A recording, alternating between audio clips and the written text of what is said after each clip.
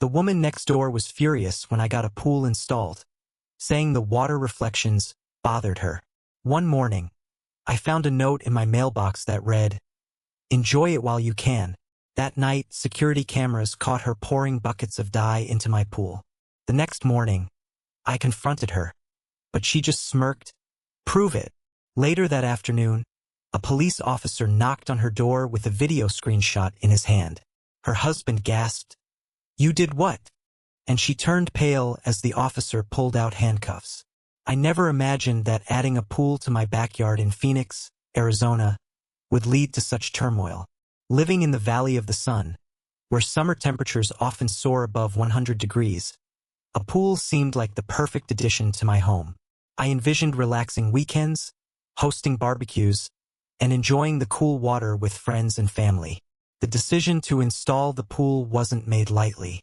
I spent months researching contractors, comparing prices, and ensuring all necessary permits were obtained from the city. Phoenix has specific regulations regarding pool installations, and I wanted to ensure everything was above board. After securing the permits and selecting a reputable contractor, construction began. The process was extensive. Heavy machinery entered my backyard, digging a massive hole. Piles of dirt were temporarily stored on my property, and the noise was, admittedly, disruptive.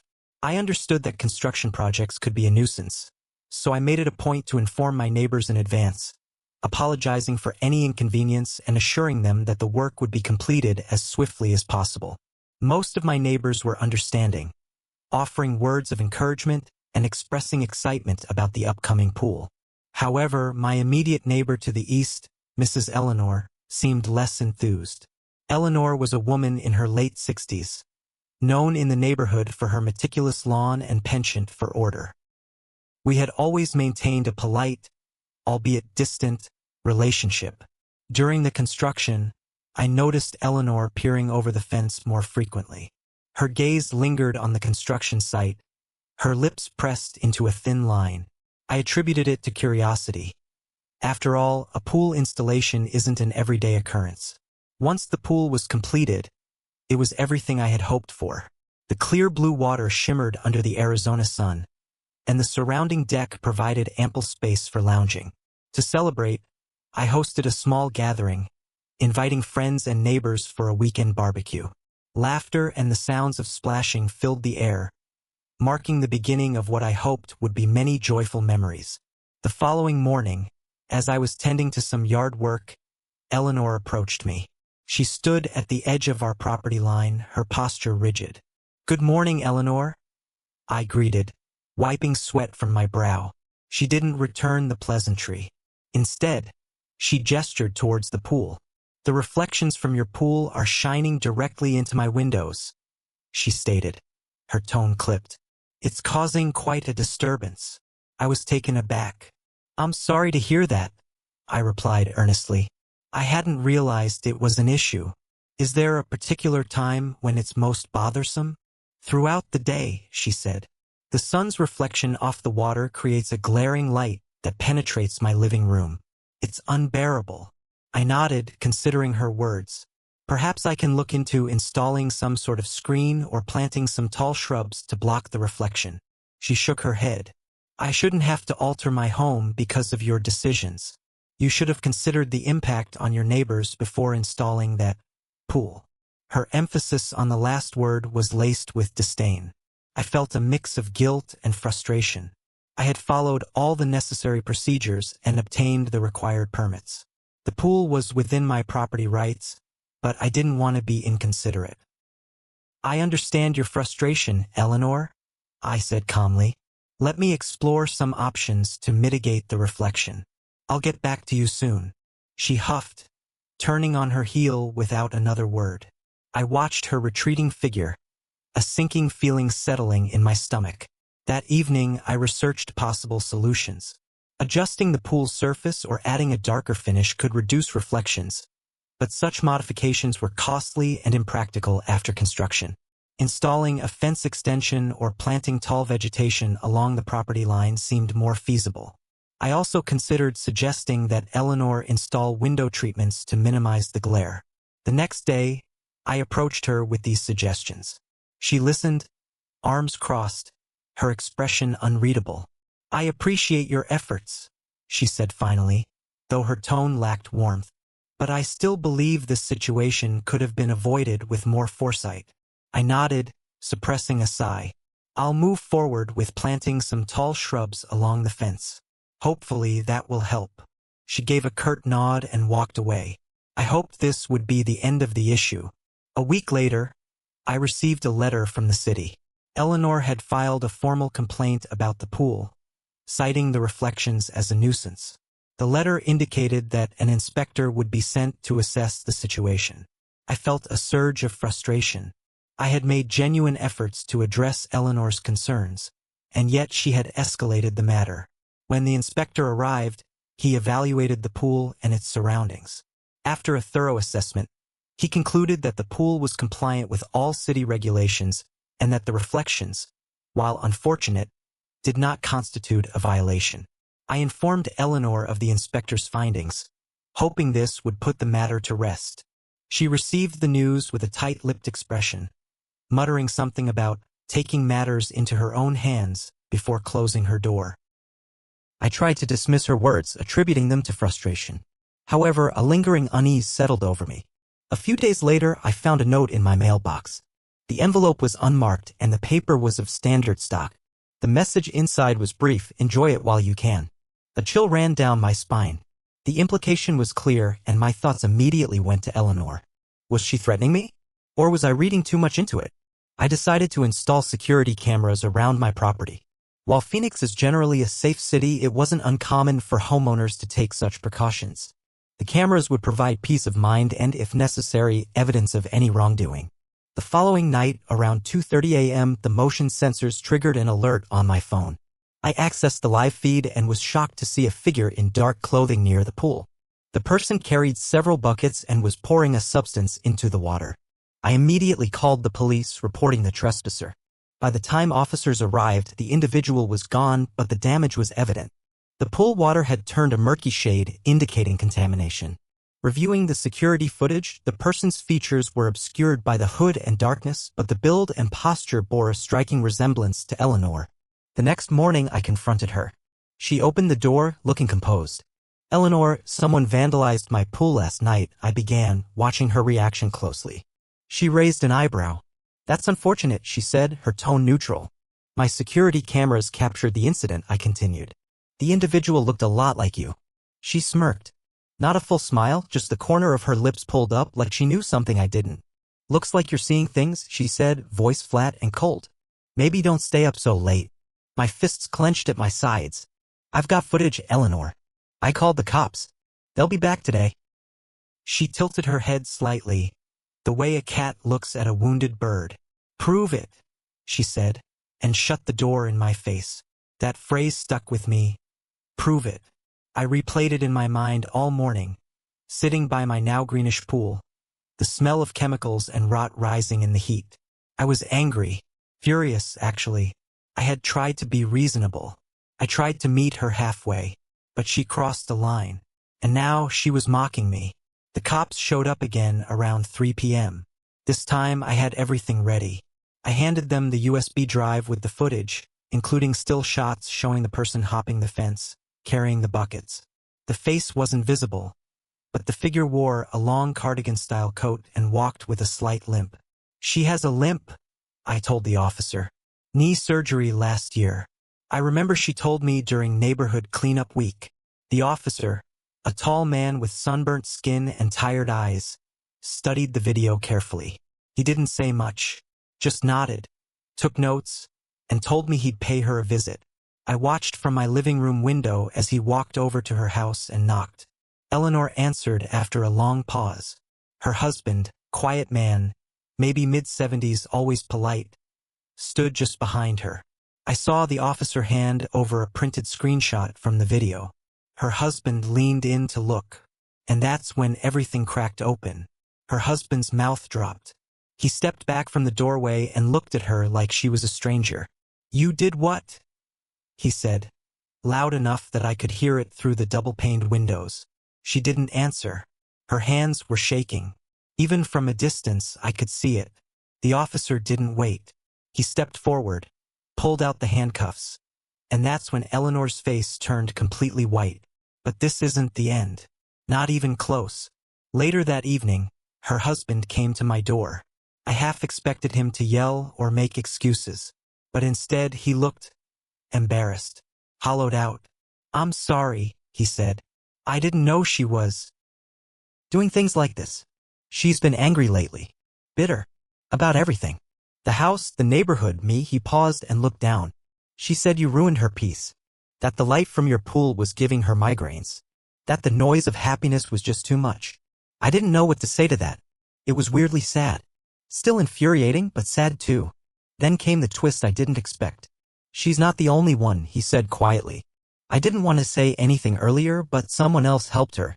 I frowned. "What do you mean?" He hesitated. "The buckets. I saw them in the garage last week. But it wasn't just her carrying them. It was one of the neighborhood kids. The one from down the street. I think she paid him." Now that threw me off. "A kid? Why would she involve a kid in this?" He looked around, lowered his voice. "Because he's her niece's son. She watches him sometimes. And she told him you were a bad man. That you were ruining the neighborhood." My stomach twisted. I hadn't even talked to most of the neighborhood kids. She convinced him it was a prank. Just a harmless prank. Now this was a whole different mess. The next day, I checked my security footage again. Slower this time. Frame by frame. And sure enough, on one of the clips, just before Eleanor appears, a smaller figure moves near the fence. Carrying something. A bucket. Suddenly, I wasn't just dealing with an angry old neighbor. I was dealing with someone who roped a child into vandalism. Someone who was spiraling and dragging others down with her. I made another call to the officer. He showed up again, looked at the footage, and whistled through his teeth. "She's gonna regret this." By the following afternoon, things took another turn. Eleanor's niece showed up at my door, red-eyed and furious. "What did you say to the police?" she snapped before I could even say hello. I blinked. "I said your son was seen helping with the vandalism. He's 12. He didn't know what he was doing." "I understand that. But your aunt told him I was a bad person. She manipulated him into a crime." She stood there, breathing hard. Then her anger cracked and she burst into tears. "I knew she wasn't well," she whispered. "But I didn't think she'd ever do something like this." She walked off without another word. Now the neighborhood knows. The gossip spread fast. I've had 3 different neighbors stop by to tell me their stories: packages going missing, hedges mysteriously trimmed without consent, someone's tires slashed last year, and they never figured out who did it. All signs point to Eleanor. It seems like the pool was just the latest excuse for her to act out. And now that she's facing consequences, the secrets are pouring out like water from a cracked pipe. But the story's not over. Because when I got home last night, there was another note in my mailbox. It said, "You think you've won. But you don't know the whole story." Yeah, it's getting worse. The note shook me. I stood there in my driveway, the sun setting behind the rooftops, just staring at it. "You think you've won. But you don't know the whole story." No envelope this time. Just folded printer paper slipped into my mailbox sometime between 3 p.m. and 7 p.m. The handwriting wasn't Eleanor's. I was sure of that. Hers was tight and slanted. This was blocky. Pressed hard, almost angry. So now someone else was involved? That night, I didn't sleep. I went through every second of security footage for the last 48 hours. Nothing. Just me, mail delivery, and a couple of neighborhood walkers with dogs. No one stopped at my box. Whoever left that note knew how to avoid the cameras. The next morning, I went out early. Coffee in hand, bags under my eyes. I caught Mr. Piers, my neighbor across the street, watering his lawn. He waved. "You doing okay?" he asked. I hesitated. "Not really. Someone left me another note. Different handwriting." He blinked. "You think someone else is helping her?" "I don't know," I admitted. "But it feels like it." He frowned. "I hate to say this, but you might want to talk to Martha. She's Eleanor's bridge partner. They've been tight for years. Martha, the neighborhood gossip queen. Retired. Full of opinions. Always sipping iced tea on her porch like she's running surveillance on the whole block. I hadn't talked to her in months. But I went. Martha was already outside, sitting on her floral patio chair with her little dog on her lap. Well, she said, lifting her sunglasses. "The man with the pool." "Hey, Martha," I said cautiously. Mind if I ask you something? She nodded slowly, almost like she already knew. I told her about the note. Her eyes didn't move from mine the entire time. When I finished, she sighed. You're not the first one Eleanor's gone after. That got my attention. What do you mean? She's always hated change. New neighbors. New construction. New anything. She went after the Sandersons 5 years ago for putting solar panels on their roof. Called the HOA every week for 3 months straight. I didn't know that, I said. No one does, she replied. They moved out after a year. I swallowed. You think she has help now?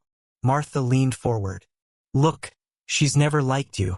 She thinks you're too loud. Too happy. She once told me that people who smile that much are hiding something. She mimicked Eleanor's voice with eerie accuracy. But that note, I said. It wasn't from her. I'd bet money it was her husband. I blinked. What? He seemed shocked when the cops came. She gave me a look like I was born yesterday. That man has stood by her for 40 years. You think one gasp at the door is enough to erase that loyalty? I didn't want to believe it, but I had to admit she had a point. He never apologized directly, just said he didn't know. Maybe that was true, or maybe it was just easy to say. Later that afternoon, I did something I hadn't done before. I talked to the kid. Eleanor's great-nephew. The one she used for the prank. His name was Milo. He was riding his bike a few houses down. I called out gently. Hey, Milo. He stopped. Looked nervous. I approached slowly. I'm not mad, I said. I just wanted to ask you something. About the other night? He glanced around like he was scared someone would see us. She said it was a joke, he mumbled. She said it wouldn't hurt anything. I crouched to his level. Did she say anything about someone else? He nodded slowly. Her husband helped carry the first bucket from the car, but he told her he didn't want any part of it. My stomach sank. There it was. The note made sense now. He was covering for her. Maybe protecting her. Maybe still loyal in his own quiet way. But that wasn't even the worst part. Milo looked up at me and whispered, she said it's not just you. She said she's going to take the whole street back. One house at a time. I froze. What do you mean? She said this neighborhood used to be quiet. Peaceful. That people like you ruined it. She wants to make sure no one else gets comfortable. That's when I knew this wasn't just about me or the pool. Eleanor had snapped. Something deep inside her had cracked. And now she saw the entire block as the enemy. 2 nights later, I woke up at 3:12 a.m. to the sound of glass shattering. Not from my house, but from across the street. Mr. Pierce's front window. The police came. Broken lawn lights. Torn screens. Someone had tried to throw a garden gnome through the front window. No footage. Whoever did it stayed low. Avoided the cameras. But we all knew. This was no longer a petty feud. It was a slow war, and she had just opened the next front. And somehow she still wasn't done. 3 days after the attack on Mr. Pierce's house, the whole neighborhood was on edge. People weren't walking their dogs anymore. Garage doors stayed shut longer. Everyone was watching everyone. I was outside trimming the hedge line when Martha came over. She didn't sit down or make small talk like usual. Just walked straight up to me and said, it's time. You need to do something. I nodded. I already had a plan. See, Eleanor didn't know I had a second camera installed, disguised as a motion light, facing the street. The one she avoided before was in plain sight. But this one? She didn't even glance at it. I checked it again that morning. At 3:11 a.m. a shadow moved across the sidewalk. Not fast. Not crouching. Just calmly walking up to the Pierce house, garden gnome in hand. Clear as day. It was her husband. Not Eleanor. It shook me to the core. All the time I thought she was the one pulling all the strings. But maybe, just maybe, she wasn't working alone. Or maybe she wasn't the leader at all. That evening, I printed out the clearest still frame of the footage. Brought it with me to the Emergency Neighborhood Association meeting being held at old Ms. Janine's backyard. Everyone was there. About 20 of us in metal folding chairs and lawn furniture, all buzzing with half-truths and wild speculation. I waited until the president of the HOA, this balding guy named Craig, asked if anyone had any ideas about increased safety measures. That's when I stood up. I have footage of who vandalized the Pierce house. Everything went quiet. Like movie scene quiet. I pulled out the print and passed it to Craig. He looked, then his eyes went wide. He handed it to the next person. And the next. Gasps. Whispers. A couple of people even stood up. Then Martha said, loud and clear, that's Norman. Eleanor's husband. And that was it. Tension burst like a balloon. People started talking over each other. Why would he seemed so nice. Was it both of them this whole time? What else have they done? But then Eleanor arrived. She walked through the gate like she had every right to be there. Chin up. Blue floral dress. Lipstick done. She looked around, smiled slightly and said, well, aren't we a dramatic bunch tonight? Then she saw the photo in Craig's hands.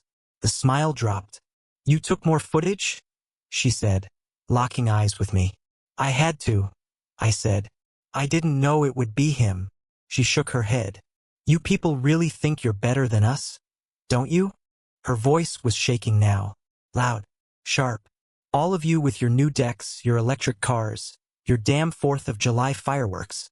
This neighborhood used to be quiet. It used to be civilized. We were here before any of you. And now we can't even sit on our porch without hearing screaming children or pool parties until 10 p.m.